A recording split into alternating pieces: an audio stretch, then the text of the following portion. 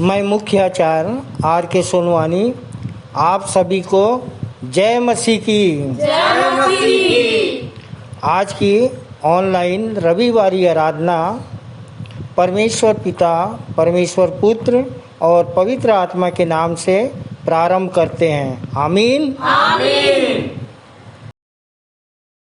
आइए परमेश्वर की स्तुति आराधना के प्रारंभ में हम एक छोटी प्रार्थना कर लेंगे। बहन कुमारी तुलसी ध्रुव की अगुवाई में, जो चाटीडी से है। आप सभी को जय मसीह की। मेरा नाम तुलसी ध्रुव है, मैं चाटीडी से हूँ। प्रभु में आने का कारण था, मेरे को शैतानी शक्ति लगी थी और जब से मैं प्रभु को जानी हूँ मैं चंगाई प्राप्त की हूँ और जैसे मैं बची हूँ औरों को बचाती हूँ और प्रभु का धन्यवाद करती हूँ कि प्रभु ने आज के दिन मुझे प्रार्थना करने के लिए चुना। इसके लिए धन्यवाद करती हूँ। आइए हाथों को जोड़े, सिरों को झुकाए, आंखों को बंद करो, अपना ध्यान परमेश्वर को लगाए। महान समर्थी दयालु पिता परमेश्वर, हम फिर से आपके चरणों के नजदीक आते प्रभु जी और आपका लाखों लाख धन्यवाद करते हैं प्रभु जी।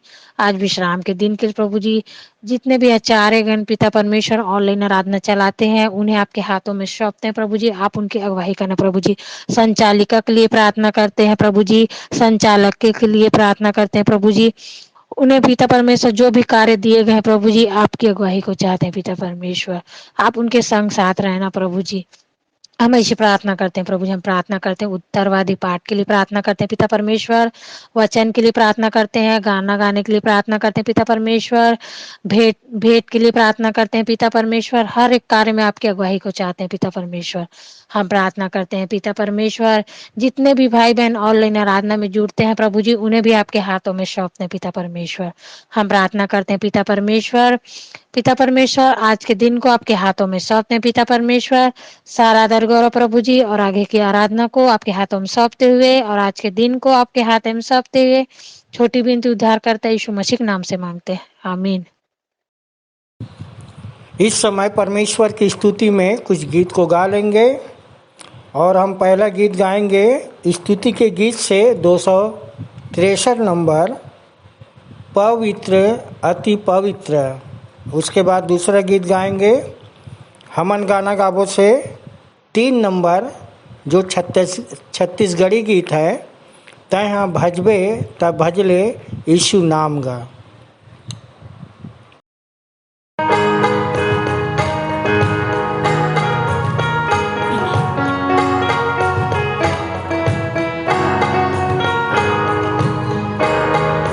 पवित्र अति पवित्र स्थान में ले चल प्रभु, मुझको तू अपने लहू से धो दे मेरे प्रभु।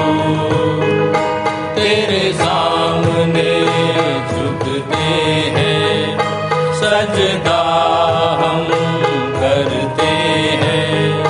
तेरे सामने झुकते हैं, सजदा हम करते हैं।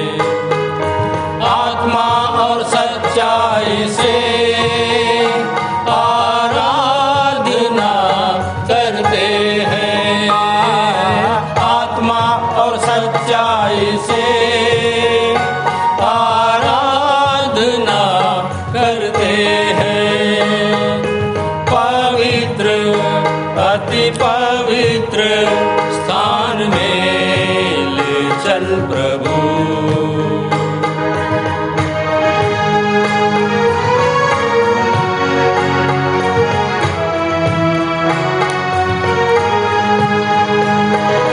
शुद्ध जल तू छिड़क दे, मन को मेरे बदल दे।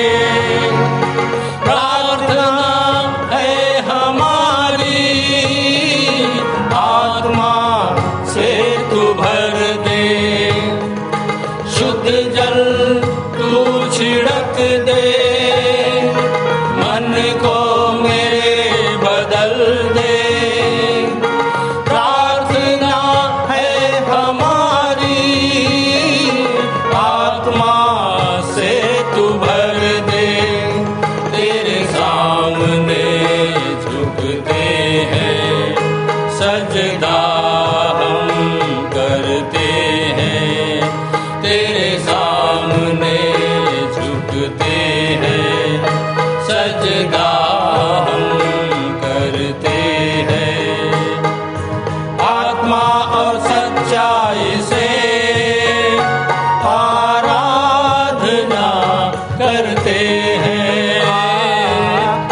आत्मा और सच्चाई से आराधना करते हैं। पवित्र अति पवित्र स्थान में ले चल प्रभु।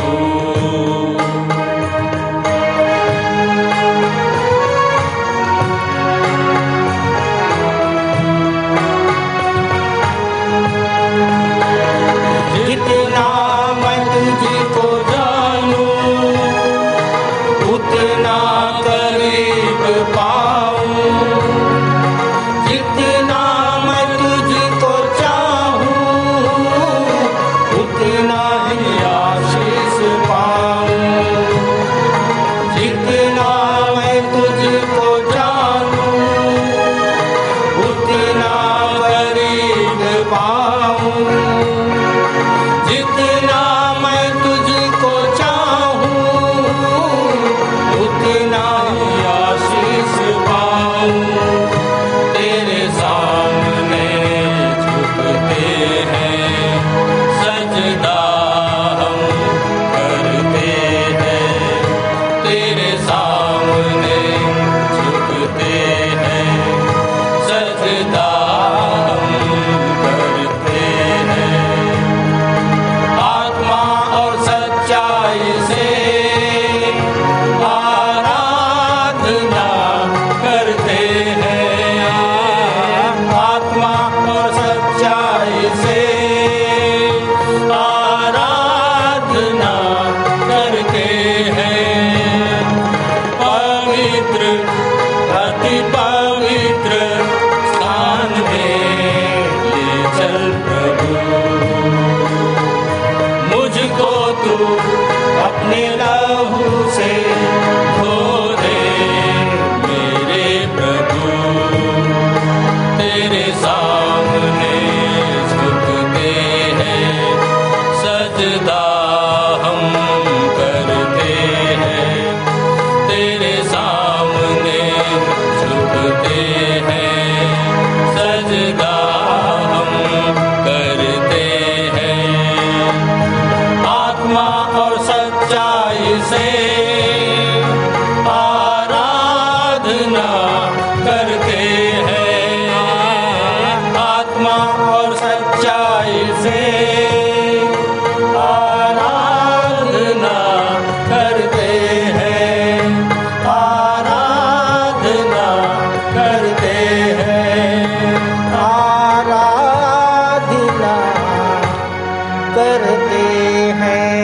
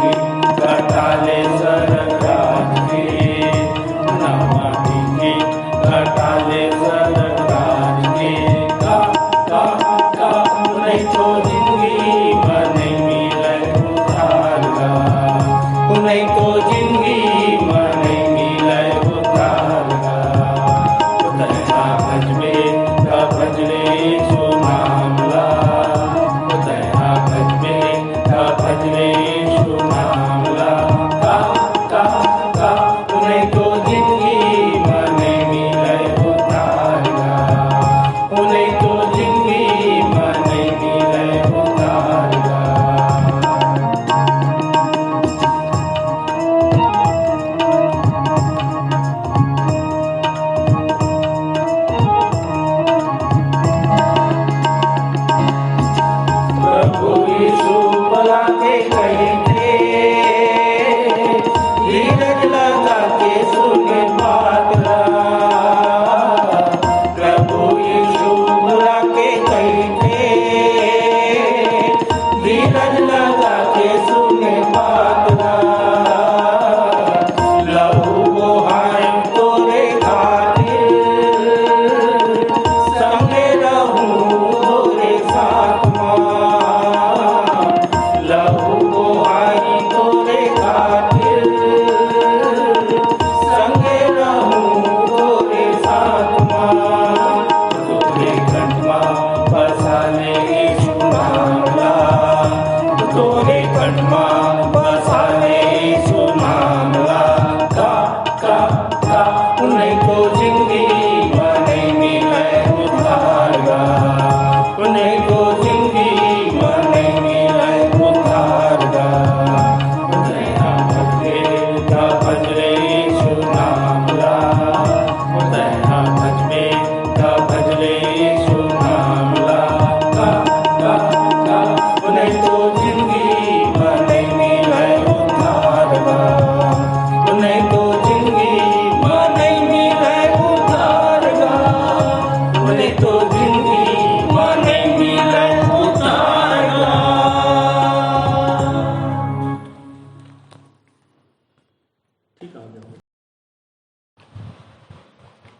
परमेश्वर हमारा शरण स्थान और बल है, संकट में अति सहज से मिलने वाला सहायक। इस कारण हमको कोई भय नहीं, चाहे पृथ्वी उलट जाए और पहाड़ समुद्र के बीच में डाल दिए जाएं, चाहे समुद्र गरजे और फेन उठाए और पहाड़ उसकी बाढ़ से कांप उठे।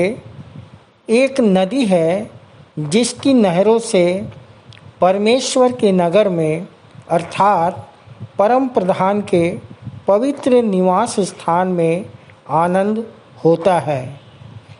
आइए हम अपने सहज से मिलने वाले परमेश्वर की आराधना में जाएं। आइए मुख्य आराधना के प्रारंभ में हम एक गीत गा लेंगे। स्तुति के गीत से 107 नंबर, यीशु कैसा मित्र प्यारा। आइए हम परमेश्वर की महिमा के लिए एक गीत गा लेंगे। स्तुति के गीत से गीत का नंबर 107, यीशु कैसा प्यारा मित्र।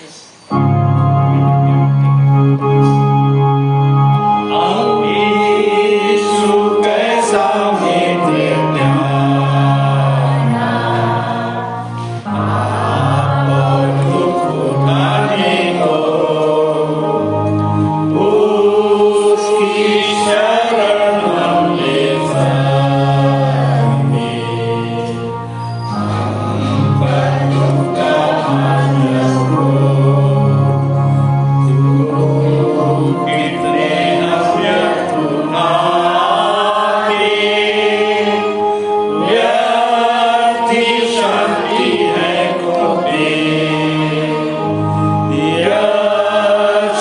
केवल मित्र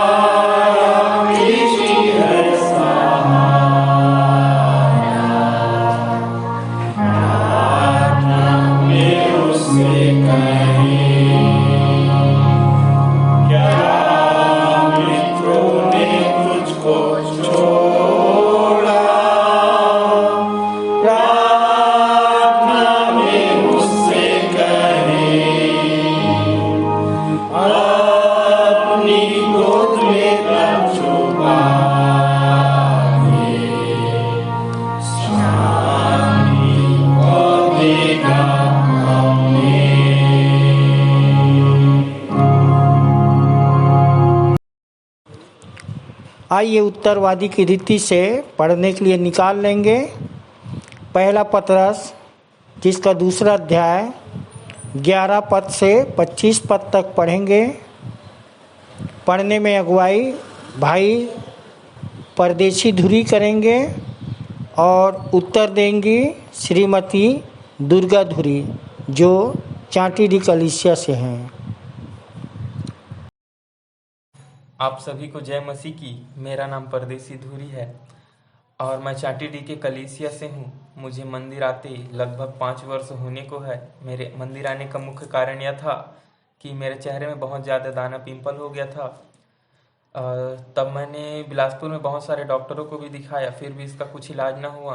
तब मेरी मम्मी ने मुझे विश्वासी मंदिर जाने को कहा और वहाँ के सिर्फ 15 दिन के रोज आराधना से मेरे मन में आत्मविश्वास हुआ कि जैसे ये पिंपल आए हैं वैसे ही यह ठीक हो जाएंगे। और आज यह मेरे चेहरे से पूरी तरह से हट चुके हैं। तब से मैं परमेश्वर में हूँ। सबको जय मसीह की। मेरा नाम दुर्गा धुरी है। मंदिर 7 वर्ष हो गए मुझे आते हुए और आने का कारण था मेरे बेटे का बहुत ज़्यादा तबीयत खराब था, शैतानी शक्ति भी लगी थी। किसी भाई के जरिए मुझे गुरु मंत्र मिला और संडे दिन हम मंदिर गए और एक ही दिन में ही मेरे बेटे को चंगाई मिली। तब से हम परमेश्वर में जुड़े हुए हैं। आइए हम उत्तरवादी के रीति से पढ़ लेंगे। पहला पतरस का दूसरा अध्याय 11 से लेकर के 25 पद। पहला पद मैं पढ़ूंगा और दूसरा पद आप सभी बहन दुर्गा धुरी के साथ पढ़िए। हे प्रियो, मैं तुमसे आग्रह करता हूँ कि अपने आप को परदेसी व यात्री जानकर उन शारीरिक वासनाओं से दूर रहो जो आत्मा के विरुद्ध युद्ध करती है। अन्य जातियों के मध्य अपना चाल चलन उत्तम बनाए रखो, जिससे वे जिन बातों में कुकर्मी कहकर तुम्हारी निंदा करते हैं उन्हीं बातों में तुम्हारे भले कामों को देखकर न्याय के दिन परमेश्वर की महिमा करें। प्रभु के लिए प्रत्येक मानवीय शासन प्रबंध के अधीन रहो, चाहे राजा के जो अधिकारी हैं या राज्यपालों के जो उसके द्वारा कुकर्मियों को दंड और सुकर्मियों की प्रशंसा करने के लिए भेजे जाते हैं। क्योंकि परमेश्वर की इच्छा यही है कि तुम भले काम करके अज्ञानता की बातें बोलने वाले मूर्ख मनुष्यों का मुंह बंद कर दो। स्वतंत्र मनुष्यों के समान कार्य करो, पर अपनी स्वतंत्रता को बुराई के लिए आड़ न बनाओ। परमेश्वर के दासों की भांति उसका उपयोग करो। सबका आदर करो, भाइयों से प्रेम रखो, परमेश्वर का भय मानो और राजा का सम्मान करो। हे सेवकों, आदर पूर्वक अपने स्वामियों के अधीन रहो, केवल उन्हीं के नहीं जो भले और विनम्र है, परंतु उसके भी जो निर्दयी हैं। क्योंकि यदि कोई परमेश्वर के प्रति शुद्ध विवेक के कारण दुख उठाते हुए अन्याय को धीरज से सहता है तो वह प्रशंसा का पात्र है। जब तुम पाप करते हो और तुम्हारे साथ दुर्व्यवहार होता है, तब यदि तुम धैर्य से सहते हो तो इसमें प्रशंसा की क्या बात है। परंतु उचित कार्य करके सताए जाने पर यदि धीरज से सहते हो तो इससे परमेश्वर प्रसन्न होता है। तुम इसी अभिप्राय से बुलाए गए हो, क्योंकि मसीह ने भी तुम्हारे लिए दुख सहा और तुम्हारे लिए एक आदर्श रखा कि तुम भी उसके पद चिन्हों पर चलो। उसने न तो कोई पाप किया और न उसके मुंह से छल की कोई बात निकली। उसने गाली सुनते हुए गाली नहीं दी, दुख सहते हुए धमकियां नहीं दी, पर अपने आप को उसके हाथ सौंप दिया जो धार्मिकता से न्याय करता है। उसने स्वयं अपनी ही देह में क्रूस पर हमारे पापों को उठा लिया, जिससे हम पाप के लिए मरे और धार्मिकता के लिए जीवन व्यतीत करें, क्योंकि उसके घावों से तुम स्वस्थ हुए हो। और अंतिम वचन हम सब एक साथ पढ़ लेंगे। तुम तो भेड़ों की भांति भटक रहे थे, परंतु अब अपनी आत्मा के चरवाहे और अध्यक्ष के पास लौट आए हो। परमेश्वर अपने वचन के पढ़े और सुने जाने पर आशीष दे। आमीन। आप सभी को जय मसीह की। आइए हम विश्वास वचन बोलें। मैं सर्वशक्तिमान पिता पर स्वर्ग और पृथ्वी के सृजनहार परमेश्वर पर विश्वास रखता हूँ।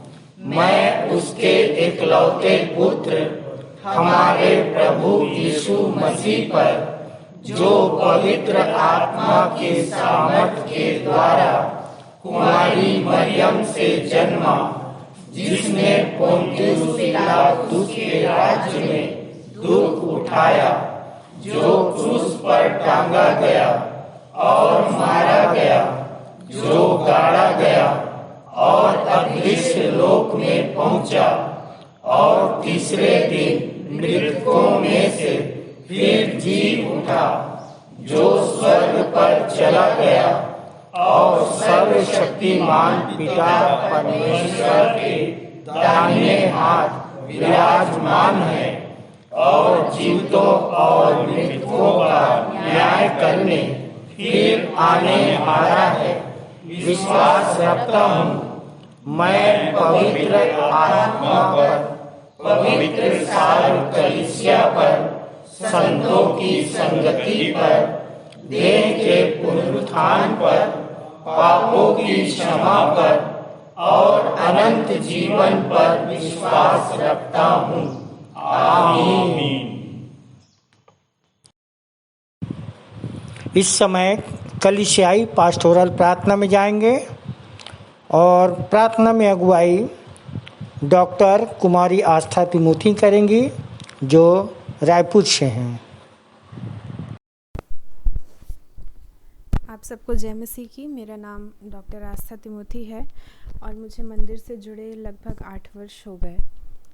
आइए हम सब प्रार्थना में जाएं, अपने आँखों को बंद करें, हाथों को जोड़ें और अपना ध्यान परमेश्वर की ओर लगाएं। स्वर्ग और पृथ्वी के कर्ता, जीवित अनुग्रहकारी प्रेमी पिता परमेश्वर, बड़ी आदर, भक्ति, नम्रता और दीनता के साथ एक बार फिर से आपके अनुग्रह के सिंहासन के सम्मुख आते हैं और आपका धन्यवाद करते हैं प्रभु, क्योंकि आप हर परिस्थिति में धन्यवाद, आदर, स्तुति और प्रशंसा के योग्य ईश्वर हैं। आप दयालु, अनुग्रहकारी, विलम्ब से क्रोध करने वाले और अति करुणामय परमेश्वर हैं। स्वर्ग आपका सिंहासन और पृथ्वी आपके पाँव की चौकी है। बहुत धन्यवाद करते हैं पिता, क्योंकि आप स्वर्ग से झुककर हमारी प्रार्थनाओं को सुनते हैं। विपत्ति के समय अति सहज से मिलने वाले सहायक आप हैं। बहुत धन्यवाद करते हैं प्रभु जी, क्योंकि आपने कहा कि मैं तुम में बसूंगा और चला फिरा करूंगा, और इस प्रकार आपने हमें जीवित मंदिर कहा है। प्रभु, हम आपका धन्यवाद करते हैं। प्रभु जी, आपने सप्ताह भर हमें संभाला और जीवन के इस पड़ाव तक पहुंचाया जहां हम जीवित, सुरक्षित, भले, चंगे और स्वस्थ पाए जाते हैं। आपका धन्यवाद करते हैं। धन्यवाद करते हैं पिता कि आपने आज का पवित्र दिन देखने का मौका दिया और ये ऑनलाइन व्यवस्था के लिए, जिसके माध्यम से हम आपकी आराधना स्तुति करने पाते हैं। आपका धन्यवाद करते हैं प्रभु जी। आपका धन्यवाद करते हैं कि एक स्वतंत्र देश में आपने हमें रखा है, जहां हम स्वतंत्रता पूर्वक आपके नाम का प्रचार प्रसार कर सकते हैं। आपने कहा कि जिस देश में तुम रहते हो उसके कुशल के लिए प्रार्थना किया करो।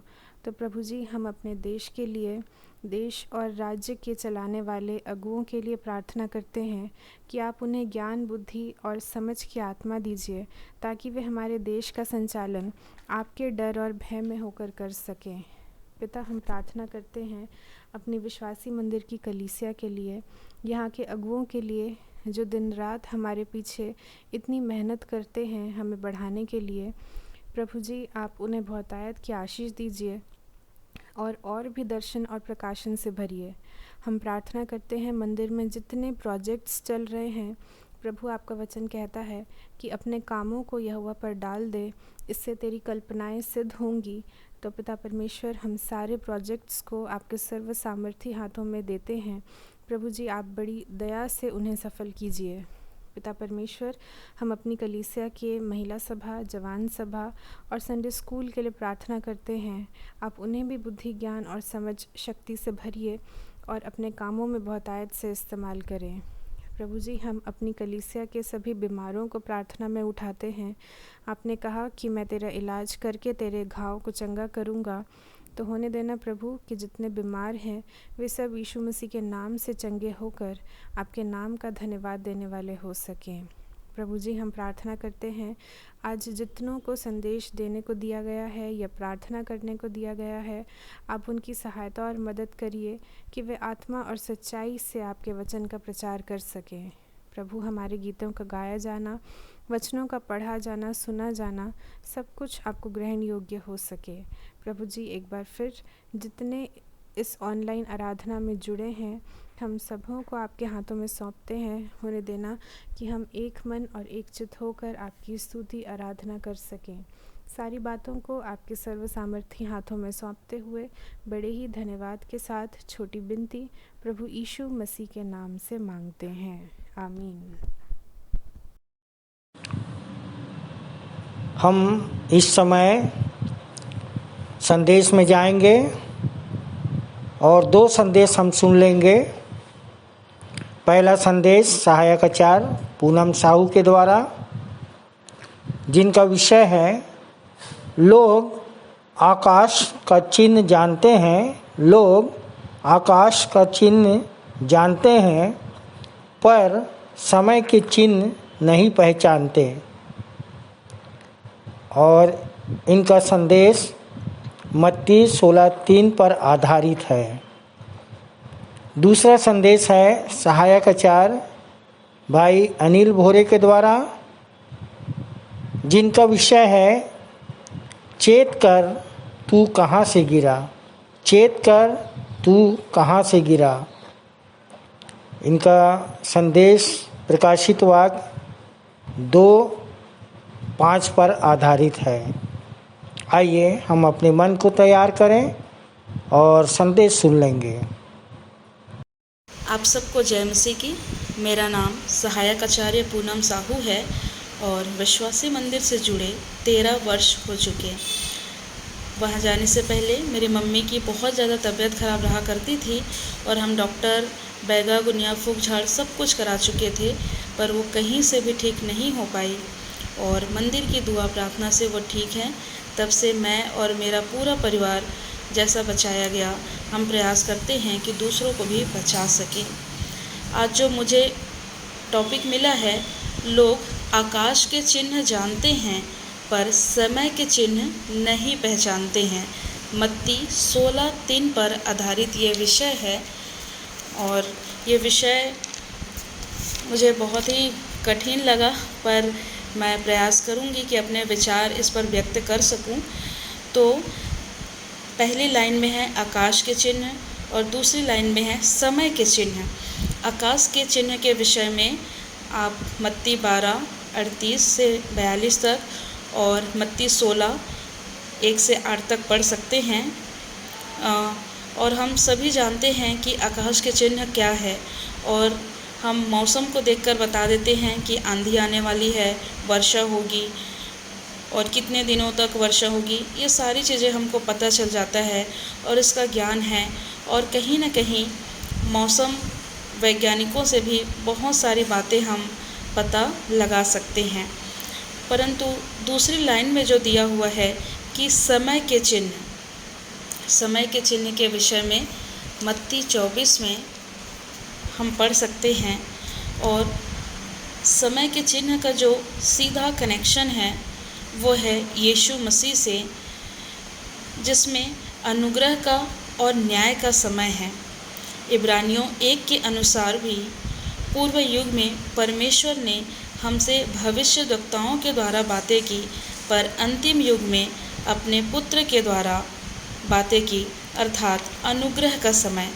और अनुग्रह के समय में क्या होता है कि जैसे रैप्चर होगा, उठा लिए जाएंगे, एकत्रित होंगे। और अनुग्रह के समय में चुने हुओं के कारण क्लेश का समय घटाया गया है, जो मत्ती 24 में लिखा हुआ है। और यदि संकट और क्लेश की चर्चा करें तो हम यहाँ पर देखते हैं कि जाति पर जाति चढ़ाई करेगी, राज्य की राज्य लड़ाई होगी, अकाल, भूकंप, सताव, झूठे भविष्यद्वक्ता आदि सभी जो वर्तमान में हम होते हुए देख रहे हैं। और ये सारी घटनाएं जो कि बाइबल में लिखी हुई है, ये जो सारी भविष्यवाणी है वो पूरी तरह से सच हो रही है। और पूरे बहुत सारे देशों में और हम अपने आसपास के स्थान में सारी जगह हम इन चीज़ों को देख सकते हैं। परंतु मेरे प्रियो, ऐसा देखकर हमें ये समझना है कि बहुत ही कम समय रह गया है काम करने के लिए। जैसा कि रोमियो 13:11 के अनुसार अब नींद से जाग उठने का समय आ पहुंचा है। इफिसियों 5:16 में भी लिखा हुआ है, अवसर को बहुमूल्य समझो।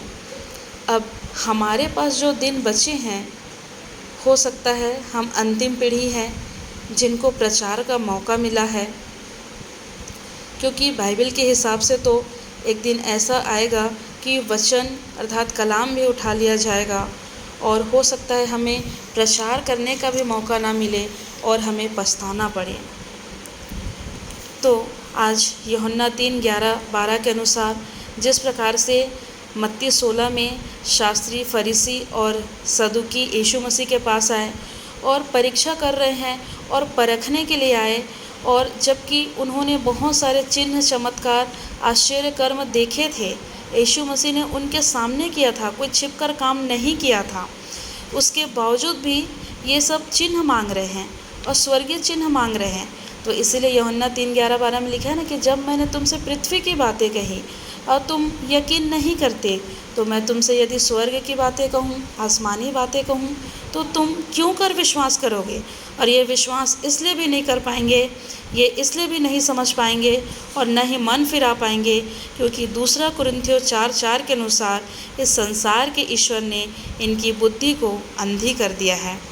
पर मेरे प्रियो, प्रभु का धन्यवाद हो कि मुझे एक ऐसा मंदिर मिला है जहाँ पर समय के चिन्ह को पहचान करके अवसर को बहुमूल्य समझा गया।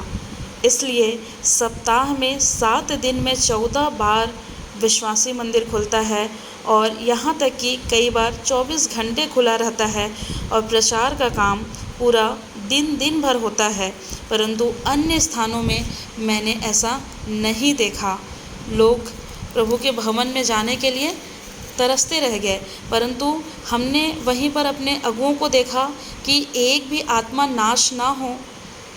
इसलिए हमारे अगुओं ने आत्मा को बचाने का, एक आत्मा को बचाने का हर संभव प्रयास किया और निरंतर करते रहते हैं। परंतु आज भी यहूदी जाति के लोग न ही यीशु पर यकीन किए, परंतु आज भी मसीहा का इंतज़ार कर रहे हैं।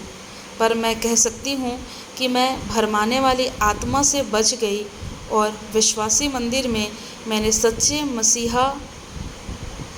मसीहा से मेरी पहचान कराई गई, ताकि मेरे जो विश्वास की नींव है वो चिन्ह चमत्कार पर, जो आकाश के चिन्ह चमत्कार है उन पर ना बने, परंतु समय के चिन्ह को पहचान कर, जैसा यहेजकेल 3:19 के अनुसार मुझे पहरुआ नियुक्त किया गया, ताकि मैं लोगों को चिता सकूं और बहुत सारी आत्माओं को बचाकर प्रभु के समीप ला सकूं। आप सभी को धन्यवाद इस संदेश को सुनने के लिए। आप सबको जय मसीह की। सुंदर संदेश के लिए बहन पूनम को प्रभु बहुतायत की आशीष दे, जो आकाश के चिन्ह और समय के चिन्ह के बारे से संदेश के माध्यम से हमारे बीच में रखी। आकाश के चिन्ह को तो हम जानते हैं, पर समय के चिन्ह सिर्फ परमेश्वर के सिवा और कोई नहीं जानता। इसलिए हमें आज सावधान रहना है, समय व असमय तैयार रहें। तालियां।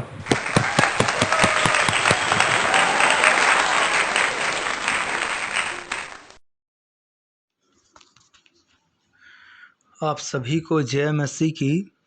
मेरा नाम सहायक आचार्य अनिल भोरे है और प्रभु में आए मुझको 12 वर्ष हो गए। आने का कारण था मैं नशा करता था और कर्ज में फंसा हुआ था।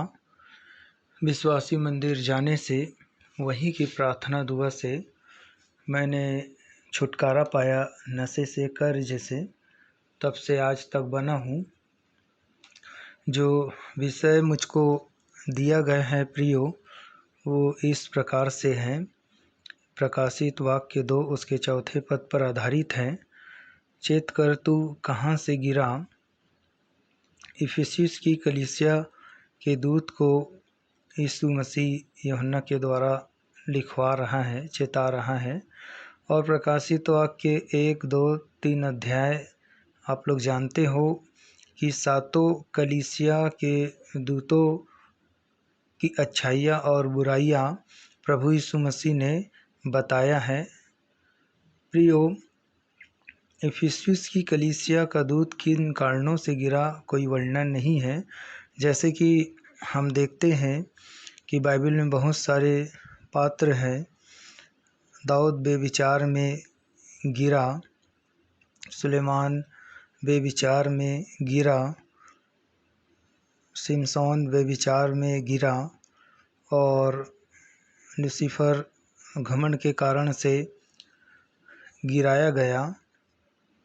शाऊल राजा भी घमंड के कारण से गिरा। प्रियो, मैं अपने बारे से बताना चाहता हूँ, अपनी गवाही आप लोगों के समक्ष रखना चाहता हूँ। जिस प्रकार से ये लूका 1 उसका 18वां पद आप लोग पढ़िएगा और लूका 1 उसका 27वां पद आप लोग पढ़िएगा कि देखो यहाँ यूहन्ना के जन्म के बारे से जिब्राइल स्वर्गदूत जकरिया याजक को बता रहा है। लेकिन उसने कहा ये कैसे हो सकता है, मैं तो बूढ़ा हूँ। और उसी जगह मरियम को यीशु मसीह के जन्म के बारे से जिब्राइल स्वर्गदूत ने बताया लूका 1:27 पर। और उसने भी कहा ये कैसे हो सकता है, मैं तो कुंवारी हूँ। लेकिन यहाँ देखो कि जिब्राइल स्वर्गदूत की बातों पर विश्वास ना करने के कारण जकरिया को गूंगा बन गया और मरियम को कुछ नहीं हुआ, जबकि दोनों का उत्तर सेम था। तो प्रियो, जितना बड़ा पद होता है उतनी बड़ी ही पनिशमेंट भी मिलता है, क्योंकि जकरिया याजक था और मरियम भोली भाली नादान थी, इसलिए उसको कुछ नहीं हुआ और जकरिया यहाँ गूंगा बन गया। मैं अपने बारे से बताना चाहता हूँ कि मैंने 10वां अंश मंदिर में देना बंद कर दिया था। जब मैं 10वां अंश देता था, मैंने इस चीज़ को देखा था प्रियो कि मैं अच्छा फलने फूलने लगा, बढ़ने लगा। लेकिन जैसे ही, जबकि विश्वासी मंदिर में 10वां अंश जो दिया जाता है वो उत्तम कार्य में खर्च किया जाता है। मैंने अपनी आँखों से इन बातों को देखा है।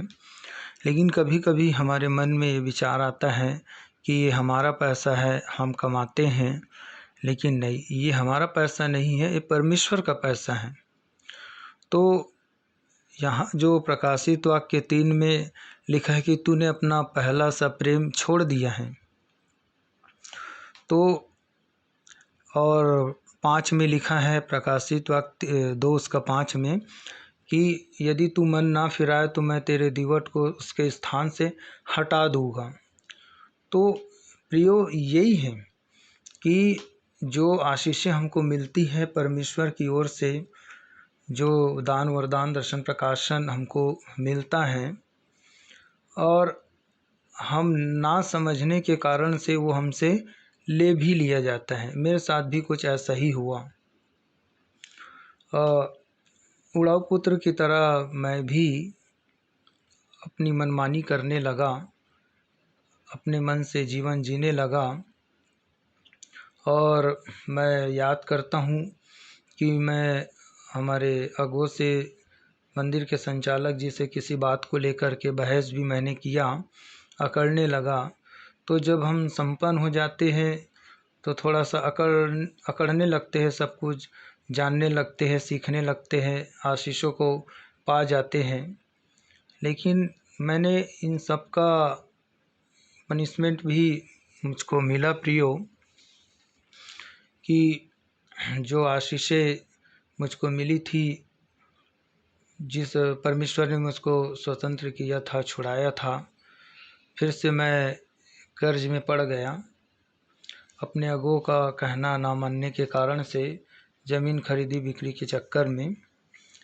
और उसी प्रकार से प्रियो, शाऊल को जबकि कोई पद कोई प्रतिष्ठा नहीं था, और देखो कि वो चरवाहा था, गधी को ढूंढने के लिए निकला हुआ था, परमेश्वर ने अनुग्रह किया, राजा बना दिया। तो मैं अपने लिए भी देखता हूँ कोई पद प्रतिष्ठा नहीं थी, परमेश्वर ने मुझ पर भी अनुग्रह किया, और देखो मैं भी आचार्य बना। लेकिन हम ये सब चीज़ों को पा करके भूल जाते हैं प्रभु की अनुग्रह को, प्रभु की दया को। इस कारण से ये पनिशमेंट हमको मिलता है। मंदिर के संचालक जी का मैं धन्यवाद करता हूँ दिल से, आत्मा से। और उनसे मैंने जो बहस किया था उसके लिए मैंने उनसे क्षमा भी मांगा, और आप सबके सामने भी मैं उनसे क्षमा मांगता हूँ दिल से, आत्मा से, कि मुझ उड़ाऊ पुत्र को उन्होंने गले लगाया, छोड़ा नहीं। मेरी स्थिति बीच में गंभीर हो रही थी लॉकडाउन के समय में, तो उन्होंने मुझको प्लेन में इलाज के लिए वेल्लोर भेजा। तो देखो ऐसे गुरु जन, ऐसे आत्मिक पिता, तो मैं सोचता हूँ कि शायद ही मैंने अपने लाइफ में देखा होगा, या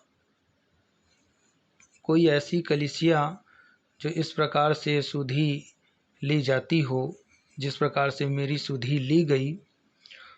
हमारे मत्ती 25-40 को हमारे संचालक जी को मैंने पूरा करते हुए देखा है, जो 35 और 40 तक है मत्ती 25, कि जब मैं भूखा था, बीमार था, तुमने मेरी सुधि ली। ये सारी बातें उसमें दी गई है, आप लोग पढ़ लीजिएगा मत्ती 25 उसका 35 से 40 तक। तो ये है मेरे प्रियो कि जो दसवंश हमको, जो हम दसवंश देते हैं, उत्तम सेवकाई में मंदिर में खर्च किया जाता है।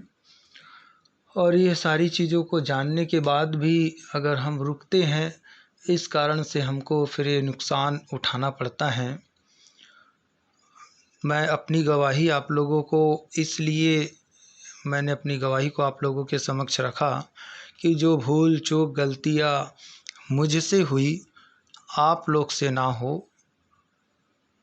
इतना कहकर मैं अपने शब्दों को विराम देता हूँ। आप सभी को जय मसीह की।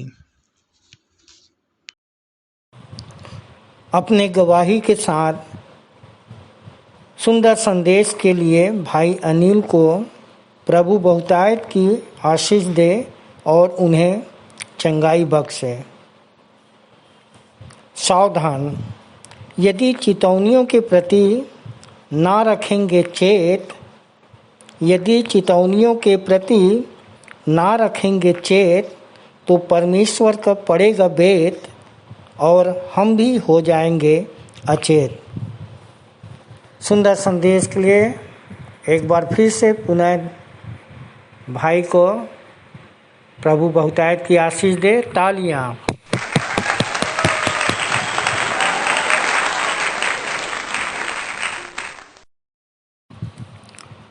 आइए अपनी अपनी भेंटों और धन्यवादी भेंटों को देने के द्वारा परमेश्वर की महिमा करें। और इस समय हम एक गीत गा लेंगे। स्तुति के गीत से 231 नंबर, तन मन और धन उसे दो। इसके पश्चात भेंट की प्रार्थना में अगुवाई भाई सोम केवर्थ करेंगे जो मल्हार से हैं।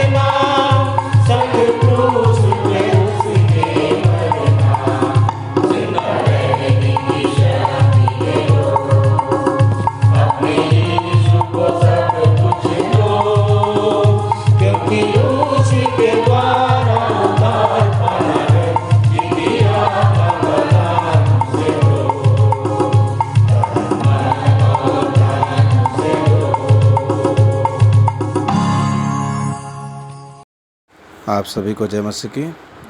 मेरा नाम सोम केवर्थ है और मैं मल्हार से हूँ और मुझे प्रभु में बने लगभग 7 वर्ष हो चुके हैं। आइए हम भेंट की प्रार्थना को ओर चलेंगे।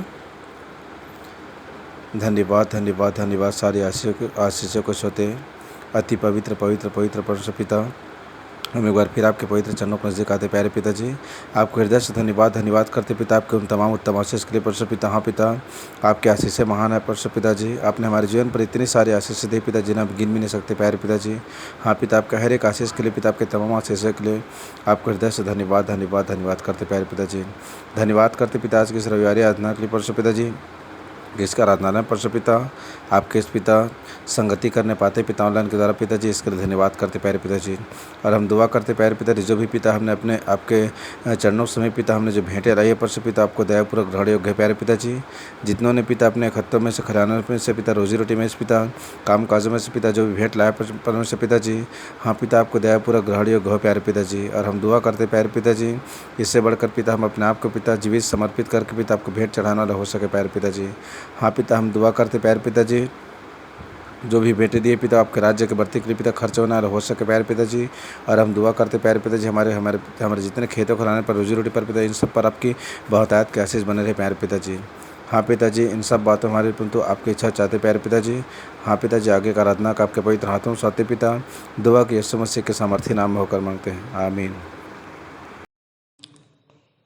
ये समय है सूचना का। आप लोगों को सूचना से अवगत करा दूं, लॉकडाउन के कारण से हमारी आराधना ऑनलाइन व्हाट्सएप पर ही इसी तरह चलती रहेगी, जिसका समय है प्रति रविवार प्रातः 10 बजे से दोपहर 12:30 बजे तक। हमन गाना गाबो पुस्तक अभी छपने में विलम्ब है, इसलिए आप लोग प्ले स्टोर से हमन गाना गाबो ऐप्स डाउनलोड कर लें, ताकि आराधना में गीतों को गाने, कविता, प्रकाशन, दर्शन समझने में असुविधा ना हो। 5/9/2021 के लिए आप लोग को सूचित कर दूं, जिनको जिनको जो जो जिम्मेवारी मिली है। आरंभ की प्रार्थना श्रीमती मीना सूर्यवंशी के द्वारा, जो गनियारी कलीसिया से हैं। उत्तरवादी पाठ 2 तीमुथियुस 3 अध्याय पूरा पढ़ने में अगुवाई भाई रघुराज केवट करेंगे और उत्तर देंगी कुमारी लक्ष्मीन केवट, जो मल्हार कलीसिया से हैं। कलीसियाई पास्टोरल प्रार्थना में अगुवाई हमारे आचार्य SD यादव जी करेंगे। और इस समय 2 संदेश हम सुनते हैं। पहला संदेश सहायक आचार्य कुमारी बबीता सिंह के द्वारा, जिनका विषय है शिक्षक देता है शिक्षा, शिक्षक देता है शिक्षा, गुरु देता है ईश्वर बनने की दीक्षा और करता है समीक्षा। अपने संदेश के लिए 1 कुरिन्थी 2:15 आप ले सकती हैं। दूसरा संदेश सहायक आचार्य डॉक्टर कुमारी शीतला सूर्यवंशी के द्वारा, जिनका विषय है पहले शिक्षा फिर परीक्षा, पहले शिक्षा फिर परीक्षा। यूहन्ना 16:13, मत्ती 4:1 अपने संदेश के लिए ले सकते हैं। भेंट की प्रार्थना में अगुवाई कुमारी सपना भास्कर करेंगी, जो अमेरिका कलीसिया से है। मुख्य संदेश उत्तरवादी पाठ पर हम अपने संचालक जी से सुन लेते हैं। अंतिम प्रार्थना सहायक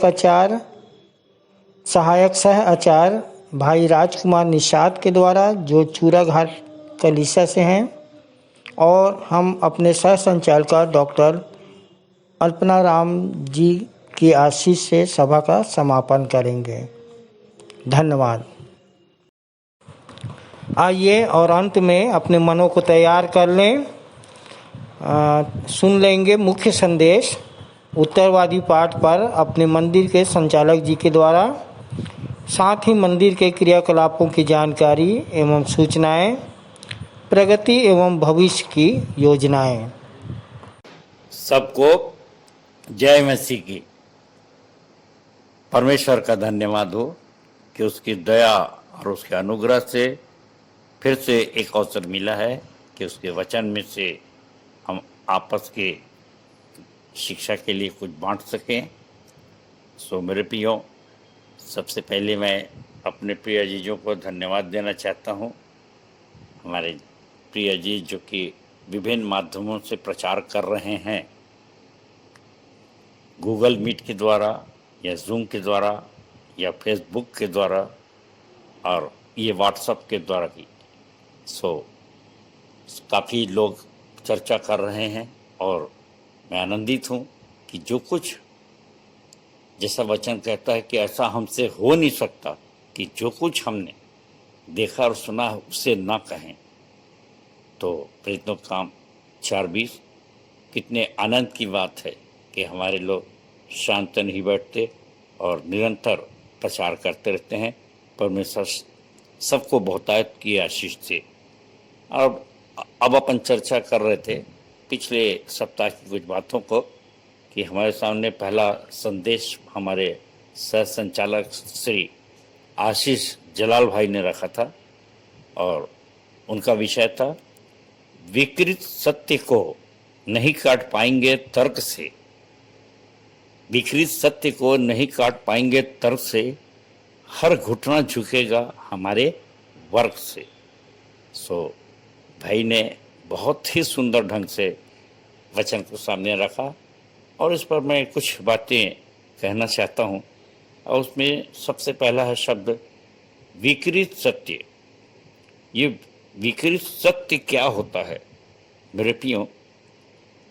अगर आपकी फोटो है और वो एक सत्य है, परंतु अगर उसमें दाढ़ी मूछा या कुछ चीज़ जो आप नहीं रखते हैं अगर वो लगा दिया जाए तो वो सत्य विकृत हो जाएगा। और फिर कभी किसी से पूछें कि ये कौन है तो नहीं बता पाएगा। सो मेरे प्रियो, सत्य को विकृत करने का प्रयास निरंतर शैतान करता रहता है। और इसलिए अब हमारे पास क्या है? हम बहुत से तर्क देंगे और उन तर्कों से हम सिद्ध नहीं कर पाएंगे, तो सिर्फ हमारे पास है वर्क। और ये जो है सत्य को विकृत करने की जो कारण है, उसका सबसे बड़ा कारण ये है राजनीति, कि एक को नहीं दूसरे को कुर्सी चाहिए, एक को नहीं दूसरे को धन चाहिए। तो इस प्रकार की जो चीज़ें हम देखते रहते हैं कि एक दूसरे पे लांछन लगाते रहते हैं ताकि उसकी मिनिस्ट्री चली जाए और मेरी मिनिस्ट्री आ जाए। और हमारा राज्य तो पृथ्वी का है नहीं, सो हमारे संग ऐसा क्यों होता है? तो यीशु मसीह को भी जो कहना पड़ा मत्ती 11 का कि आज के लोगों की उपमा, यानी जिन कलीसियाओं में झगड़ा चल रहा है, उन सब के लिए विशेष करके जो 2000 साल पहले भी यीशु मसीह के सामने भी ये समस्या थी। और उनने कहा कि ये बाजार में बैठे हुए उन बालकों के समान है जो एक दूसरे पर सिर्फ दोष लगाते हैं, तारीफ नहीं कर पाते। सुप्रीम और भाई ने बताया कि 7 प्रकार के होते हैं और ये सत्य को विकृत करने वाले लोग हैं, जिसमें से एक तो बाहर का होता है, जिसमें कि हम लोग पे आप देख रहे हैं कि आरोप लगाए जाते हैं। उस समय यीशु मसीह पर भी आरोप लगाए गए और दुष्ट आत्मा की शक्ति से वो कुछ करता। शास्त्री फरीसी हमेशा उसको घात करने के लिए योजना बनाते रहते थे। और एक होता है भीतर घात जिसको कहते हैं, और वो हमारे बीच से कोई ऐसा विवाद पैदा हो जाता है तो उसके लिए भी यीशु मसीह जैसे भी उससे वंचित नहीं रह पाए। और यहूदा इस्करियोती का आप जानते हैं कि वो जाके विरोधियों से मिल लिया और कैसे यीशु मसीह को फंसाया। तो ये अपने चेलों में से भी एक व्यक्ति। तो इस प्रकार से मेरे प्रियो बहुत ढेर सारी बातें ऐसी होती रहती हैं और हमको सब बातों का जवाब सिर्फ अपने कामों से ही हम सच्चाई को दिखा सकते हैं। और जहाँ तक उत्तर देने की बात है तो बहुत अच्छी जो एक स्टडी है और एक संदर्भ है जो हम लोग ने हमन गाना गावन पुस्तक के 20 नंबर के पृष्ठ पे दिया है, उत्तर का देना।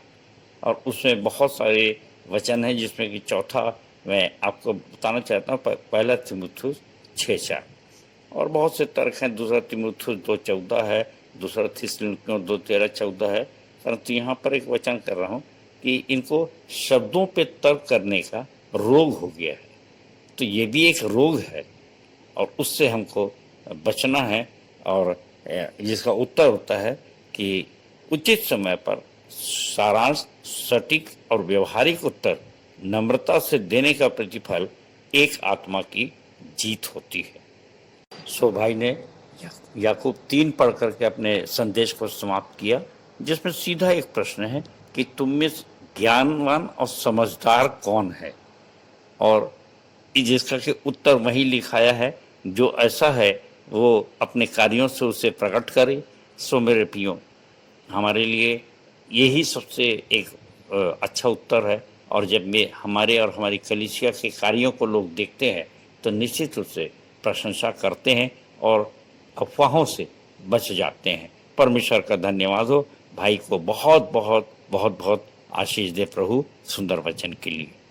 के पश्चात हमारे पास दूसरा संदेश दिए थे हमारे सहायक आचार्य श्री संदीप अंचल, और इनका संदेश था कि आज का संदेश खरा उपदेश। मेरे प्रियो, दूसरा तीमुथियुस 4:3 के संदर्भ से भाई ने कहा था, और जिसमें वचन में इन्होंने बताया था कि बहुत से संदेश दिए जाते हैं कानों की खुजली मिटाने के लिए, कि हाँ भाई सुनना है, सुंदर सुंदर कहानी है, सुंदर सुंदर बात जिस मीठी मीठी लगे, कोई चीज़ कड़वी न लगे, तो ऐसे संदेश को सब सुनना चाहते हैं। लेकिन जहाँ कहीं कमी बसी बता दी जाती है तो मेरे और आपके सब में हमें कमजोरी पाई जाती है कि हम कई बार नाराज हो जाते हैं, नहीं सुनना पसंद करते। सो भाई ने बताया कि हमारे व्यवहारिक जीवन से, प्रैक्टिकल लाइफ से अनुभव की बातें, यानी यूहन्ना 3:11-12 के अंतर्गत आने वाली बातें जो देता है वो खरा उपदेशक होता है। भाई ने 3 पॉइंट पे अपने वचन को रखा। पहला, खरा उपदेश क्या है।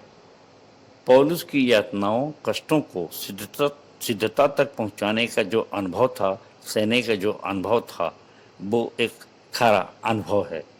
और इसके पश्चात खरा उपदेश कौन दे सकता है। जो खुद खरा नहीं है वो दूसरों को क्या उपदेश देगा। सो मेरे प्रियो, ये भजन 119 1 से 3 की आज्ञाकारिता से हम खरे बन सकते हैं, ये भाई ने बताया।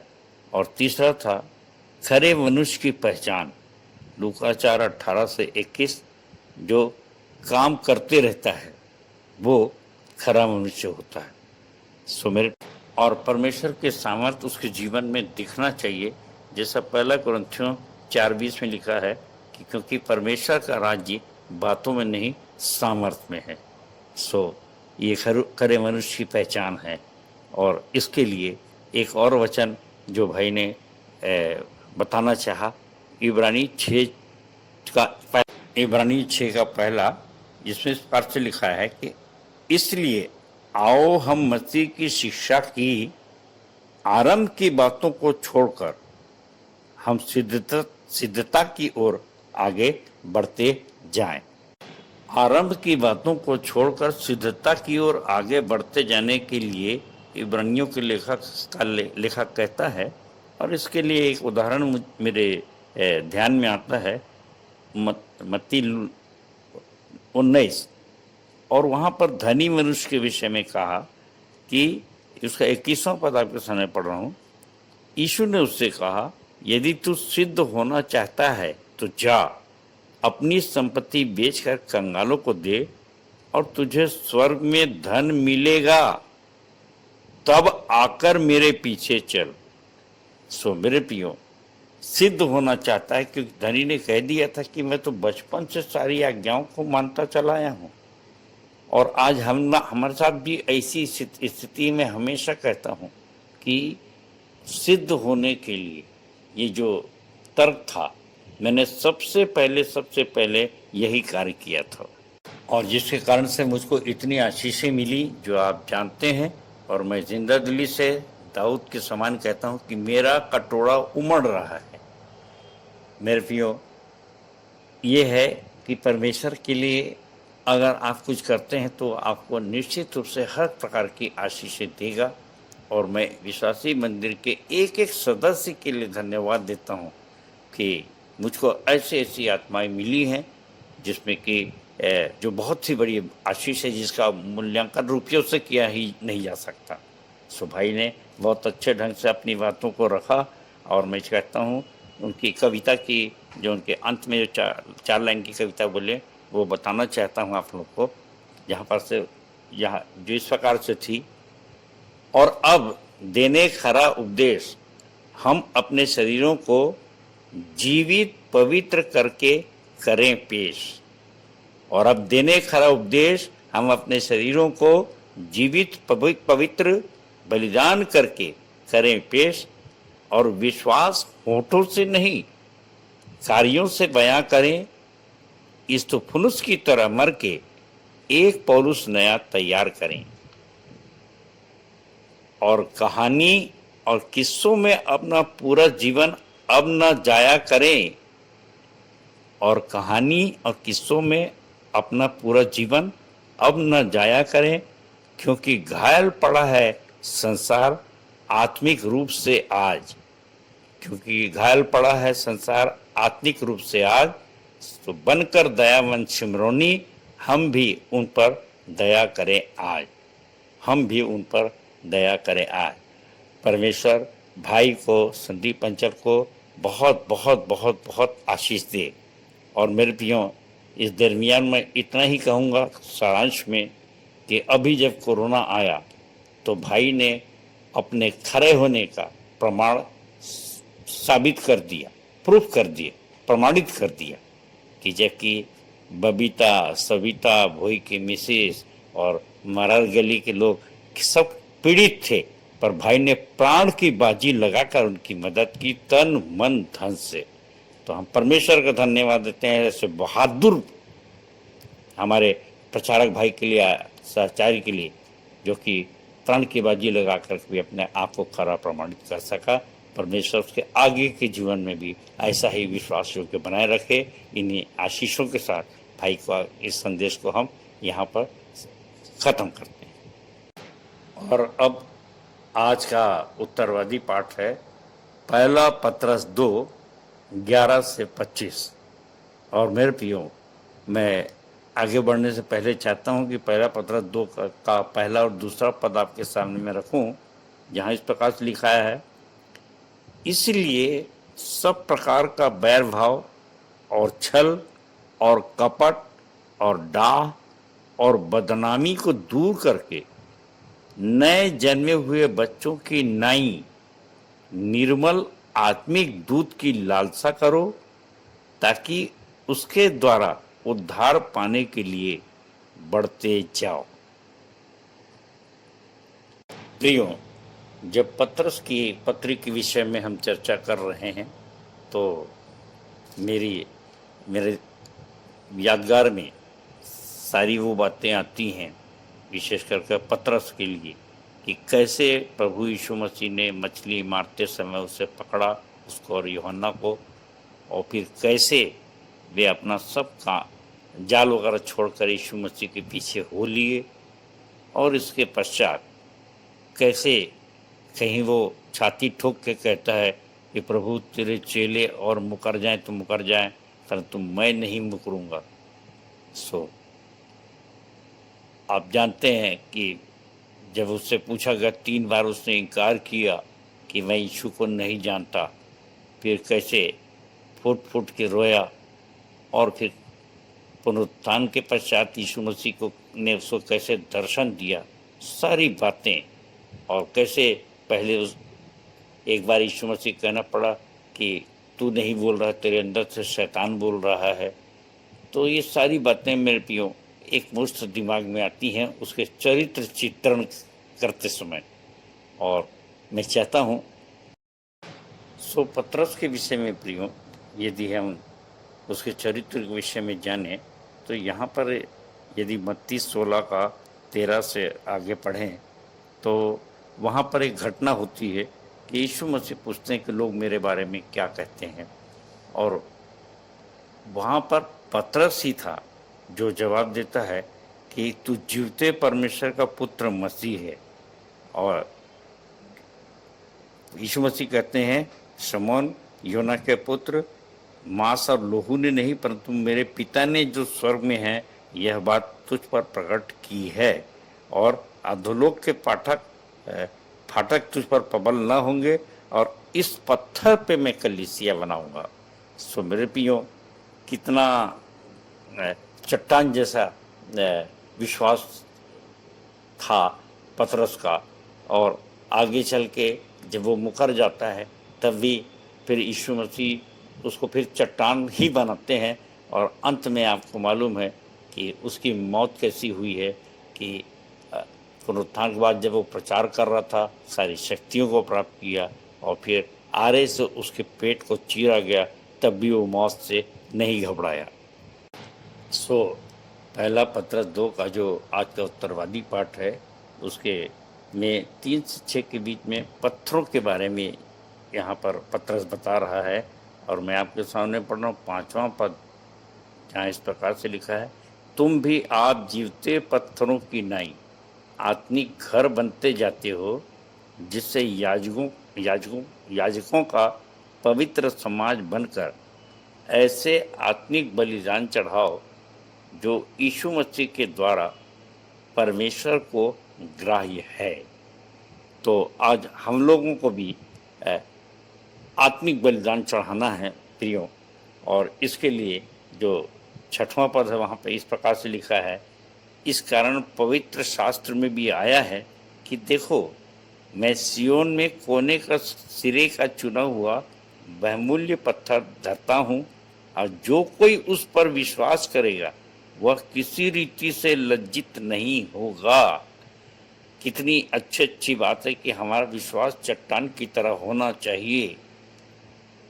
और 7वां पद कहता है, सो तुम्हारे लिए जो विश्वास करते हो वह तो बहुमूल्य है, पर जो विश्वास नहीं करते उनके लिए जिस पत्थर को राजमिस्त्रियों ने निकम्मा ठहराया था वही कोने का सिरा हो गया।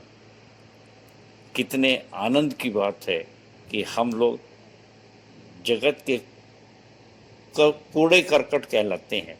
और खासकर इस पद से तो मैं हमेशा कहता हूँ कि शुरू में जितनी भी हमारी बातें थी, चाहे गुरु मंत्र था, चाहे दर्शन था, सबको लोगों ने हे दृष्टिकोण से देखा, परंतु आज जब वो काम को देखते हैं तो मानते हैं कि हाँ भाई ये कोई चट्टान सा विश्वास है और उपलब्धि है इनकी। सो प्रियो, यदि हमारा विश्वास आज चट्टान की तरह हो और हम खरा काम करें परमेश्वर की निगाह में, तो निश्चित रूप से वो हमको कोने का सिरा बनाता ही है। परंतु यदि हम कहीं पर लापरवाही कर दें, हाँ कि हाँ ना कि ना, फिर मुझसे भूल हो गई, मैंने गलती से ऐसा सोच लिया, इस प्रकार की जो दोचित्ता विचारधारा होती है, इससे आदमी का जो पत्थर सा जो विश्वास है उस पर कलंक लग जाता है। और इसीलिए 8वां पद कहता है, और ठेस लगने का पत्थर और ठोकर खाने की चट्टान हो गया है, क्योंकि वे तो वचन को ना मानकर ठोकर खाते हैं और इसी के लिए ठहराए भी गए थे। सो मेरे प्रियो, बड़ी अजीब बात लगती है कि क्या हम ठोकर खाने के लिए या ठोकर खिलाने के लिए चुने गए थे। प्रभु करे कि ऐसा ना हो, और इसलिए जो वचन 9 में लिखाया है हम सबके साथ लागू हो। पर तुम एक चुना हुआ वंश और राजपदधारी याजकों का समाज और पवित्र लोग और परमेश्वर की निज प्रजा हो, इसलिए कि जिसने तुम्हें अंधकार में से अपनी अद्भुत ज्योति में बुलाया उसके गुण प्रकट करो।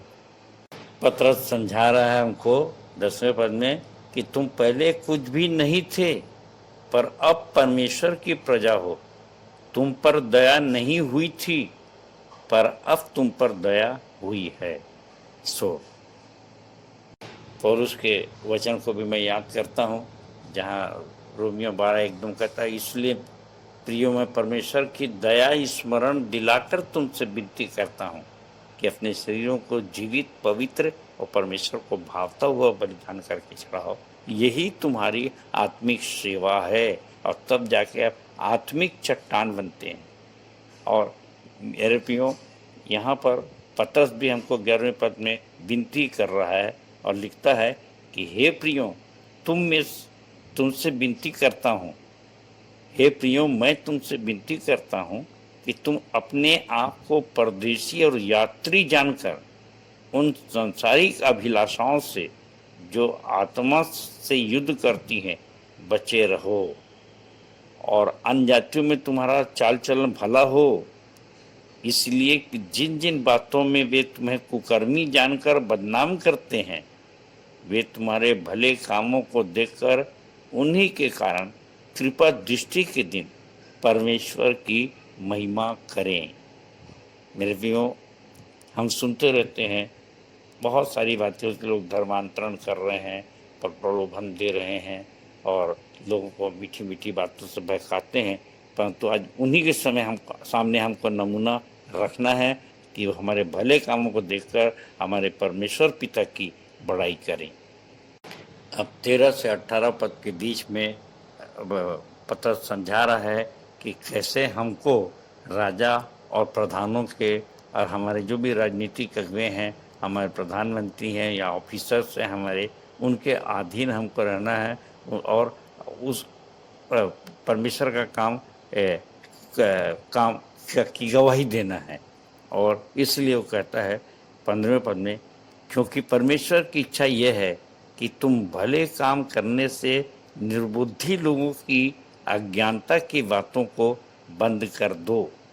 और आज के समय में मैं भी अपने दिनों को याद करता हूँ, जब मैं सर्विस में था तो कभी न कभी मुझको ये मन में आया कि मैं कौन सी गवाही रख रहा हूँ, मैं भी तो इन्हीं की तरह घूसखोरी कर रहा हूँ, इन्हीं की तरह जीवन बिता रहा हूँ। परंतु जब बाद में समझ में कि हम चुना हुआ वंश और राजपदधारी याजकों का समाज और पवित्र लोग हैं, सो मेरे प्रियो, जब भी इस बात का एहसास हो तो हमको अपने बात व्यवहार को बदलना है, जिससे कि जब हम अन्य जातियों के बीच में रहते हैं तो एक बड़ा अच्छा प्रभाव हमारा होना चाहिए। क्योंकि 12वें पद में लिखा है, जैसे लिखा है, अन्य जातियों में तुम्हारा चाल चलन भला हो, तो कितने ज़रूरत है हमको बदलने की। 18वां पद, हे सेवकों, हर प्रकार के भय के साथ अपने स्वामियों के अधीन रहो, न केवल भलों और नम्रों के पर कुटिलों के भी, क्योंकि यदि कोई परमेश्वर का विचार करके अन्याय से दुख उठाता हुआ क्लेश सहता है तो वह सुहावना है। क्योंकि यदि तुमने अपराध करके घूसे खाए और धीरज धरा तो इसमें क्या बड़ाई की बात, पर यदि भला काम करके दुख उठाते हो और धीरज धरते हो तो यह परमेश्वर को भाता है। मेरे प्रियो, मेरे को अपने नौकरी के दिनों की याद आती है, जबकि मैं भी पैसे लेता था और हम पैसे जोड़ लिए, मेरे साथी भी थे और हमको हमारे बीच में बंटवारा होना था और उस व्यक्ति ने धोखा दे करके मुझे बंटवारा नहीं दिया और मुझको बहुत क्रोध आया और वही मेरे जीवन का टर्निंग पॉइंट बन गया कि मैं कहा कि नहीं, अब मैं कुटिलता से लड़ाई झगड़ा करके किसी किस्म का धन नहीं प्राप्त करूंगा और जो कुछ भी है, मैं जो थोड़ा है मेरे पास उसमें निर्बलता में सामर्थ्य की सिद्धि को प्राप्त करूंगा। और वह ये कि जब मैं पहला कमरा अपना बना रहा था, हॉल बना रहा था, तो थोड़े से पैसे थे और परमेश्वर ने अद्भुत रीति से आशीष दिया और ये काम पूरा हुआ। और मैं जिसने मुझे धोखा दिया था आज तक उसको मैं धन्यवाद देता हूँ, क्योंकि अगर वो धोखा नहीं देता और मैं गलत पैसे ले लेता तो मेरे कितने भाई आज संसार में नहीं हैं जो गलत पैसे को ग्रहण की और आज अचानक उनकी मृत्यु हुई, दुर्घटना हुई उनके साथ। सो हमारे लिए तो एक बहुत ही अच्छा उदाहरण है प्रेरितों के काम 5 में। सो प्रेम पत्रस यहाँ पे समझाना चाह रहा है कि यदि तुम अपराध करके अगर तुमको मारा पीटा जा रहा है या तुम्हारी निंदा की जा रही है तो इसमें कोई बड़ाई की बात नहीं, पर यदि भला काम करते हो, ईमानदारी से करते हो और उसके बावजूद आप पर कोई आरोप लगाता है तो उसको सह लो, क्योंकि जो आप सह रहे हैं तो ये परमेश्वर को भाता है। परमेश्वर उस चीज़ों को लिख रहा है और उसके इस विशेष आशीष आपको देना चाहता है। सो ये हमारे लिए एक बड़ा अच्छा स्वर्ण अवसर है कि जब हमको कोई मारे तो हम उसके लिए कह दें हे पिता इन्हें क्षमा कर, क्योंकि ये नहीं जानते कि ये क्या करते हैं। और ये परमेश्वर हमको बहुतायत इसके पश्चात आशीष देता है। और इसलिए 21वां पद यहाँ पर पतरस समझा रहा है, और तुम इसलिए बुलाए भी गए हो क्योंकि मसीह भी तुम्हारे लिए दुख उठाकर तुम्हें एक आदर्श दे गया कि तुम भी उसके चिन्ह पर चलो, पद चिन्हों पर चलो। सो मेरे प्रियो, ये हमारे लिए भी एक स्वर्ण अवसर है कि हम उसके पद चिन्हों पर चल सकते हैं। और यीशु मसीह का आदर्श हमारे सामने है 22वां, 23वां, 24वां पर कि न तो उसने कोई पाप किया, न उसके मुंह से कोई छल की बातें निकली, न उसने गाली देकर कोई गाली दिया, और दुख उठाकर भी किसी को धमकी नहीं दिया, और न्यायाधीश के हाथों अपने आप को सौंप दिया, और हमारे पापों को अपनी देह पर लिए हुए क्रूस पर चढ़ गया, जिससे हमें पापों के लिए मर कर के धार्मिकता के लिए जीवन बिताए। उसी के मार खाने से तुम चंगे हुए हैं, क्योंकि तुम पहले भटकी हुई भेड़ों की नाई थे, पर अब अपने प्राणों के रखवाले और अध्यक्ष के पास फिर आ गए हो। सो आज हम लोग के लिए ये चिंतनीय है, विचारणीय है कि हम कहाँ हैं, कैसे पत्थर हैं। क्या हम ऐसे पत्थर हैं जिससे ठोकर खा करके लोग गिर रहे हैं, या फिर हम ऐसे पत्थर हैं जो कोने का सिरा बन गया, एक विशेष पत्थर, आशीषित पत्थर। और इसीलिए कितने आनंद की बात है कि यदि हमको कोई मारे पीटे तो कितने आनंद की बात है कि हमारी शक्तियाँ बढ़ जाती हैं, सिद्धियाँ बढ़ जाती हैं, हमारे भी हाथ रखने से लोग चंगे होने लग जाते हैं। और इसको चलती भाषा में मैंने एक बार भाई राकेश साहू से कहा कि तुम्हारे एक झापड़ खाने से कोई अगर तुमको 1 करोड़ रुपया देता है परमेश्वर, तो आप क्या करेंगे? तो उसने कहा मैं 10 झापड़ खाना पसंद करूँगा। तो कितने आनंद की बात है प्रियो, एक सरल भाषा है कि हम जितना कष्ट उठाएंगे और जितना धीरज धरेंगे, उतनी ही हमारी सिद्धता बढ़ती चली जाती है। प्रबंध में बेटी मल्लिका के द्वारा 15 अगस्त को जो कविता पढ़ी गई थी, उसकी 4 लाइनें आपके सामने मैं अर्ज करना चाहूँगा, जिसमें दिखाया है कि बेशक रास्ते अलग अलग हैं, पर मंजिल तो एक होना ही चाहिए। बंदी गधी हो आज़ाद, यही सबका लक्ष्य होना चाहिए। दूसरों की नहीं पर अपनी नींव पर, चट्टान पर ही घर बनाना है। दूसरों की नहीं पर अपनी नींव चट्टान पर ही घर बनाना है, क्योंकि हमें जश्न आज़ादी का पर्व इन नई आत्माओं के साथ मनाना है, इन नई आत्माओं के साथ मनाना है। सो प्रियो, अगर हमको जश्न आज़ादी मनाना है, यदि वास्तव में हम स्वतंत्र हैं और परमेश्वर के राज्य में बढ़ना चाहते हैं, तो हमको निश्चित रूप से दुख उठाना है और बहुत सी शक्तियाँ अर्जित करना है। सो परमेश्वर करे कि हम सब चट्टान पे घर बनाने वाले हो सकें और बालू पे नहीं, और दृढ़ निश्चय के साथ उसके राज की महिमा कर सकें। परमेश्वर अपने वचन के कहे जाने पर आशीष दे। सबको जय मसीह की, जय मसीह की और जय मसीह की। धन्यवाद। उत्तरवादी पाठ पर सुंदर संदेश के लिए हम अपने संचालक जी को बहुत बहुत धन्यवाद देते हैं कि आज पतरस का चरित्र चित्रण के बारे से हमने सीखा कि हमारा भी विश्वास चट्टान की नाई हो, दो चित्ता विश्वास ना हो जो ठोकर खाने व खिलाने वाले बने। आत्मिक सेवा या आचरण ऐसे करें कि अन्य जातियों में परमेश्वर की बड़ाई हो। जितना कष्ट उठाएंगे, धीरज धरेंगे, उतना ही सिद्धता में और भी आगे बढ़ते चले जाएंगे। यदि जश्न आज़ादी हमको मनाना है, जश्न आज़ादी मनाना है, वास्तव में हम स्वतंत्र हैं और परमेश्वर के राज्य में बढ़ना और बहुत सी शक्तियाँ अर्जित करना चाहते हैं, तो चट्टान पर घर बनाएं और दृढ़ निश्चय के साथ उसके राज्य की महिमा करें। सुंदर संदेश के लिए पुनः एक बार हम धन्यवाद देते हैं। तालियां।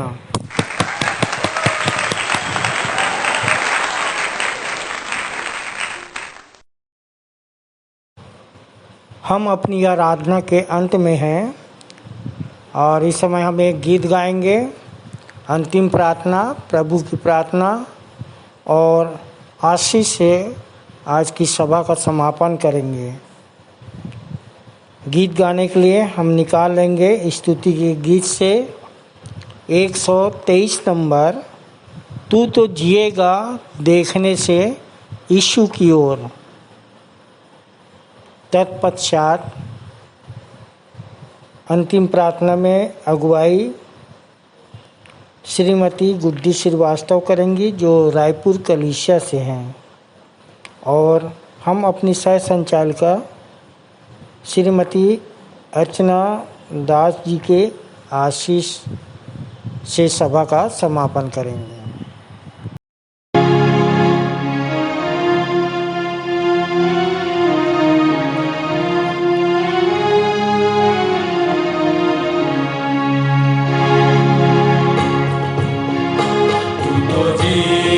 देखने से यीशु की ओर तभी पाएगा जीवन का दान। तो देखो तुझे बचाएगा हम, इसके क्रूस के ही द्वारा है जान। देख देख देखेगी तू तो जीएगा देखने से यीशु की ओर तभी पाएगा जीवन का दान। देखो आया है उसने सब पापों का बोझ, तो तुम अपना भी बोझ उसे दे। उसके बंधन से लोग सब बहता रहा कि सब ऋण तेरे भरे जाए। देख देख देखेगी तू तो जीएगा देखने से यीशु की ओर तभी पाएगा जीवन का दान। न तो प्रार्थना चूक से चूक सकता है पाप, वरन क्रोध से होगा बचाव। तो उसी पर लाद के सब पापों का भार केवल उसके ही देह में देखा। देख देख देखेगी तू तो जीएगा देखने से यीशु की ओर तभी पाएगा जीवन का दान। सुन मसीह ने बुलाया तू शंका न कर, कुछ भी करना अब तेरा नकार। क्योंकि प्रगट वो हुआ बचाने को है, और तुझे वह देता विश्राम। देख देख देखेगी तो जीएगा देखने से यीशु की ओर तभी पाएगा जीवन का दान। अपने दोस्त के हाथ से तो जीवन का दान जिसे देना बचाता भी है। और कभी तू मरने से डरता न रह, क्योंकि प्रभु निवास रहता है। देख देख देखेगी तू तो जीएगा देखने से यीशु की ओर तभी पाएगा जीवन का दान। आप सबको जय मसीह की। मेरा नाम श्रीमती गुड्डी श्रीवास्तव है। मैं केंद्रीय विद्यालय रायपुर में शिक्षिका के पद पर कार्यरत हूँ। प्रभु में आए मुझे 18 साल हो गए हैं। आइए हम प्रार्थना में जाएंगे। हम अपने मनों को तैयार करें, हाथों को जोड़े, सिरों को झुकाएं और अपना ध्यान परमपिता परमेश्वर की ओर लगाएं। महान सामर्थी, दयालु, सर्वशक्तिमान, प्रेमी, एकमात्र जीवित परमेश्वर, एक बार फिर से आपके चरणों के समीप इस छोटी सी झुंड के साथ यीशु मसीह के मधुर और मीठे नाम से आते हैं। धन्यवाद देते हैं पिता इस जीवन के लिए कि आपने हमें अब तक संभाल कर रखा। सचमुच में प्रभु जी, हम अत्यंत अत्यंत सौभाग्यशाली हैं कि आपने हमें चुना और अंधकार से ज्योति में लाया। धन्यवाद देते हैं प्रभु जी कि आज इस रविवारी ऑनलाइन आराधना में आप हमारे बीच उपस्थित होते हैं और धन्यवाद देते हैं कि आपने हमें ऐसा मन दिया और ये सुअवसर दिया कि हम आपकी आराधना स्तुति करने पाते हैं। धन्यवाद देते हैं पिता आपकी इस मंडली के अगुओं के लिए, संचालक जी के लिए, संचालिकाओं के लिए, आचार्यगण और सह आचार्य के लिए कि आपने उन्हें ऐसा दर्शन प्रकाशन दिया कि वे हमें आपके वचन से जो आत्मिक भोजन खिलाते हैं उसे खाकर हम विश्वास में और पक्के होते जाते हैं। आज की आराधना में गीतों का गाया जाना, संदेशों का दिया जाना, भेंटों का चढ़ाया जाना, सब कुछ आपको सुगंधित सुखदायक द्रव्य के रूप में ग्रहण योग्य हो। आराधना में उपस्थित हर एक जन को आपके पवित्र और सामर्थी हाथों में सौंपते हैं। जिन जिन लोगों के नाम विश्वासी मंदिर के ग्रुप में प्रार्थना के लिए या उनके रजिस्टर में भेजे गए हैं अथवा लिखे गए हैं, उन सब की समस्याओं को प्रभु जी आप भली भांति जानते हैं। उनके जीवन की कमी घटी को आप जानते हैं प्रभु। आप उनकी समस्याओं को दूर कीजिए और अपने स्वर्गीय भंडार से उनकी घटी को प्रभु जी पूरा कीजिए। जो कोई बीमार है उन्हें भी आप छूकर उन्हें चंगा कीजिए। हमने जो आपके वचन को आज पढ़ा व सुना है पिता, उसे हम अपने हृदय की पटिया पर लिखने वाले हो सके और उस पर चलने वाले भी हो सके। जैसा कि यीशु मसीह ने दुख उठाकर हमें एक आदर्श दे दिया है, वैसे ही हमारा जीवन भी औरों के लिए एक आदर्श जीवन हो सके। हम यीशु मसीह के पद चिन्हों पर चलने वाले बन सके प्रभु जी, अर्थात हम यीशु मसीह की पत्री बन सके। प्रभु जी, प्रार्थना करते हैं कि हम सब आपके धर्म राज्य की खोज कर सके और उसकी बढ़ती के लिए हमेशा तत्पर रहें। जहाँ कहीं भी आपके प्रेम का सुसमाचार अथवा गुरु मंत्र पहुंचाया गया हो प्रभु, वो बीज फलवंत होने पाए और प्रभु जी एक दिन हर एक घुटना आपके सामने झुकने पाए और हर एक जीव अंगीकार करने पाए कि यीशु मसीह ही सच्चा और एकमात्र परमेश्वर है। सारा आदर गौरव महिमा आपके हाथों में देते हुए आराधना में उपस्थित सभी जनों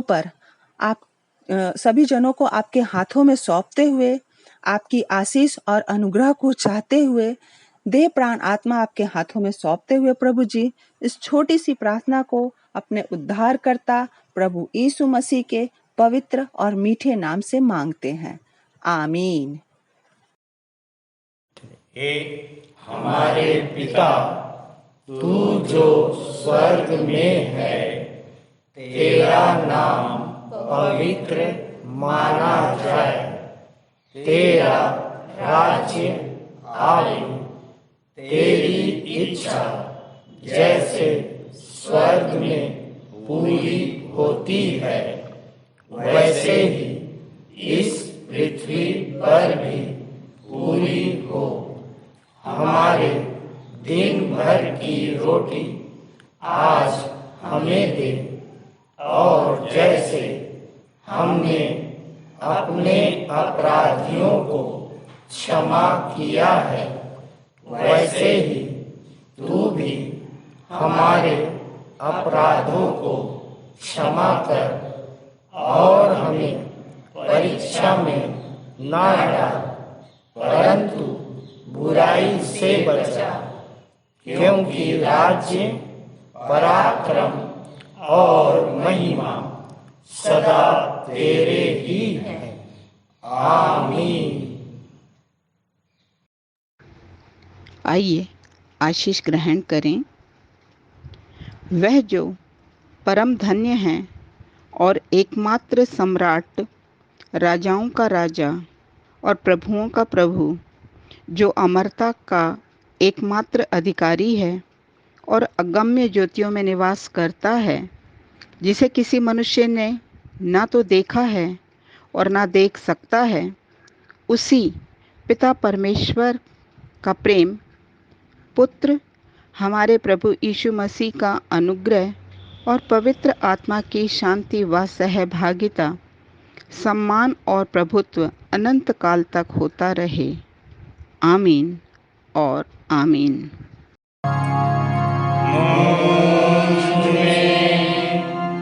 यीशु की शोभा दिखाई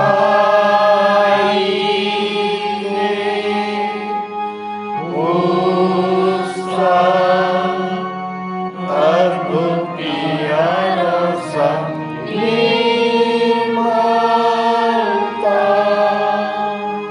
हेतु आत्मा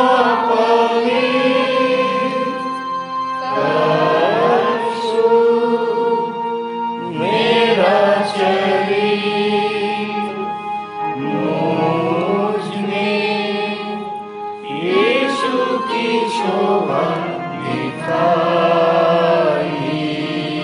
दे।